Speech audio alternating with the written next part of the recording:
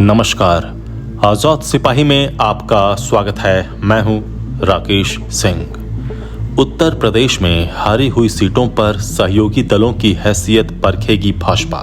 पिछले लोकसभा चुनाव में उत्तर प्रदेश में एनडीए को प्रदेश की 80 में से 64 सीटों पर जीत मिली थी।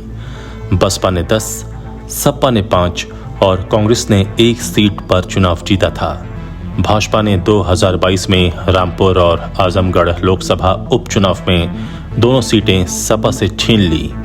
अब संभल, मैनपुरी और मुरादाबाद सपा के पास है। लोकसभा चुनाव 2024 में प्रदेश की सभी 80 सीटें जीतने की मुहिम में भाजपा कोई कसर नहीं छोड़ना चाहती। 2019 के चुनाव में एनडीए ने प्रदेश में 64 सीटें जीती थीं, 16 सीटें विपक्ष के हिस्से में थीं। भाजपा इस बार इन सीटों को गठबंधन के सहयोगियों अपना दल, सुभाषपा और निषाद पार्टी के हिस्से में देना चाहती है, लेकिन उससे पहले इन इलाकों में उनके राजनीतिक हैसियत का आकलन भी करेगी। मिशन 80 के तहत भाजपा हारी हुई सीटों पर पिछले 2 साल से मंथन कर रही है।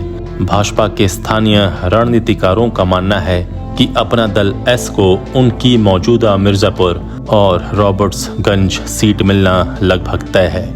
यदि इससे अधिक सीटें देने पर निर्णय हुआ तो वर्तमान में पूर्वांचल में हारी हुई 1-2 सीटें उन्हें और मिल सकती है।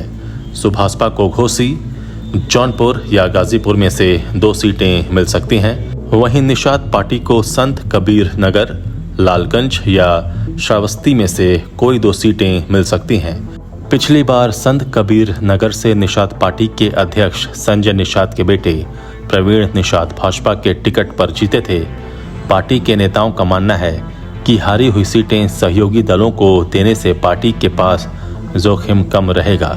साथ ही सहयोगी दलों के सामाजिक समीकरण से पिछड़े वर्ग में भाजपा की स्थिति और भी मजबूत होगी। विधानसभा चुनाव 2022 में निषाद पार्टी को 15 सीटें मिली थी। इनमें से 5 सीटों पर निषाद पार्टी के कार्यकर्ताओं को भाजपा के चुनाव चिन्ह पर लड़ाया गया था। शेष 10 में से 7 सीटें वह थीं जहां 2017 के विधानसभा चुनाव में भाजपा को हार का सामना करना पड़ा था। निषाद पार्टी ने इनमें से 6 सीटें जीती थीं। क्या है वर्ष 2019 का गणित? पिछले लोकसभा चुनाव में एनडीए को प्रदेश की 80 में से 64 सीटों पर जीत मिली थी। बसपा ने 10, सपा ने 5 और कांग्रेस ने 1 सीट पर चुनाव जीता था। भाजपा ने 2022 में रामपुर और आजमगढ़ लोकसभा उपचुनाव में दोनों सीटें सपा से छीन ली। अब संभल, मैनपुरी और मुरादाबाद सपा के पास है। बिजनौर, घोसी, गाजीपुर, जौनपुर, सहारनपुर, अमरोहा, लालगंज, श्रावस्ती, अंबेडकर नगर और नगीना में बसपा का कब्जा है। कांग्रेस के पास मात्र रायबरेली सीट है।